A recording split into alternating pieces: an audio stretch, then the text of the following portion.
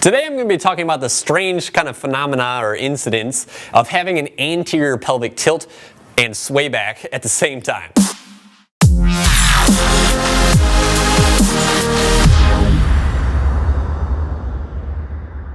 What's going on, everybody? How you doing? It's Blake Bowman here with Gorilla Zen Fitness, and in today's video I'm going to be talking about anterior pelvic tilt and sway back and having elements of both of these postures present at the same time. So I decided to make this video because it's something that I've seen a lot in my clients, and it's also something that I've been getting requests to make videos on a lot. So, you know, naturally I wanted to make a video covering this topic. Basically, you probably know this by now if you've been watching my channel. An anterior pelvic tilt means that the pelvis is tilted forwards, right? If this is the pelvis, this is the front of it, this is the back of it. If you have an anterior pelvic tilt, it's sloped forwards like this, okay? Your butt will be sticking out, your gut will be sticking out, okay? So that's what an anterior pelvic tilt is. Now, sway back is typically characterized by the exact opposite. Typically, sway back, and this is what the literature will say, right? And a lot of the textbooks will say that sway back is characterized by a posterior pelvic tilt, meaning that the pelvis is tilted backwards, okay? Which will actually reduce that curve in the lumbar spine. So the lumbar spine is back. When you have an anterior pelvic tilt, that arch in there is going to be excessive. When you have a posterior pelvic tilt, you're going to be tucked underneath, and that curve is almost going to be gone. It's going to be pretty much straight. This is the textbook, you know, definition basically of a sway back. You're going to have a posterior pelvic tilt like this. Your hips are going to be pushed out in front of you, and your upper back's going to be in, you know, kyphosis like this.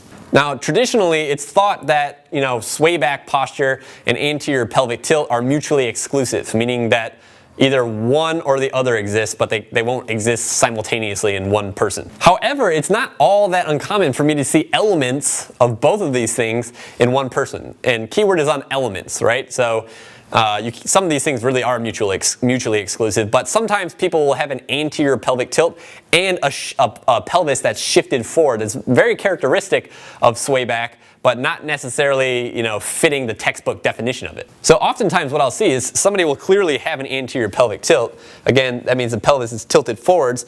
They'll have this, but they'll also have a pelvis that's shifted forwards at the same time, okay? That's usually a characteristic of sway back. People with an anterior pelvic tilt generally don't have that forward sway of the pelvis. Now, honestly, I can't find a lot of information out there in the literature or in my textbooks about this type of, you know, alignment, you know, in alignment with these characteristics. But what I can say for sure is that I can tell you that there are two pretty much specific exercises or groups of muscles that you want to be strengthening if you have this going on that are going to help you out. So one of those groups of muscles that you definitely want to be strengthening if you have this are the obliques. Okay, that's number one. So these muscles on the side here, you can train these by doing side plank.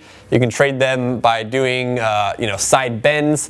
You can even train them with like rotational exercises or a, you know, farmer's walk that's, you know, you're only holding a dumbbell in one hand. Anything to work the obliques is going to help to reposition the pelvis and help with this type of postural issue. Now, the second group of muscles that you really want to focus on are the gluteals.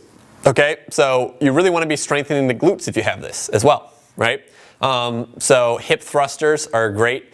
Cable pull throughs, things like squats, deadlifts, those are not great ways to isolate the glutes. You can't really isolate the glutes anyway, but you can get closer to isolating the glutes using things like hip thrusters, side lying leg raise, things like that. I can tell you that if you're like concerned about like what you need to be doing if you have this going on, right? If you read that you have an anterior pelvic tilt, but then you're also looking at yourself and you're like, well, do I have sway back too? And now you're confused about what exercises you can do. I can tell you for sure that it's not going to hurt. It's only going to help you by strengthening the obliques and the gluteals. It's weakness in these two groups of muscles that are likely causing what's happening to your pelvis in the first place. Like I said, some simple side planking with some hip thrusters is, you know, are two steps that you can add to your routine that are really going to help out with this type of position. I made videos covering these topics in videos in the past, okay? So I put them in the description down below because I didn't want to use up more of your time here today. So if you want to see me demonstrate some good glute exercises as well as some exercises that hit your obliques, then check out the description down below. Like I said, I just wanted to make this video because I've been seeing a lot of people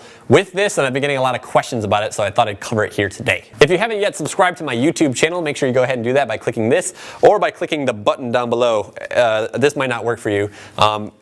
Click the red subscribe button down below. Also, if you want to learn more about anterior pelvic tilt and how to fix it, assuming that you just have a regular anterior pelvic tilt with your butt sticking out, belly bulging forward, then you need to get my anterior pelvic tilt workout. You can get there by clicking this, or again, I'll include a link in the description. It'll be the first link available there. That link and this link will take you to the same page. Click that because that will take you to a page where I'll ask you for your email. Once you give me your email, I'll send you a workout that's designed to help fix your anterior pelvic tilt. Okay, so it'll get rid of the anterior pelvic tilt by helping you strengthen your legs as well as your core. It's just a good leg workout to go through, and it's specifically targeted for those muscle imbalances that are associated with the anterior pelvic tilt. Glutes being one of those muscles that we hit pretty hard in that workout. Other than that, I really appreciate you for watching this video. If there's anything you want to see me talk about that I haven't talked about, then leave me a comment down below, and I'll see you next time.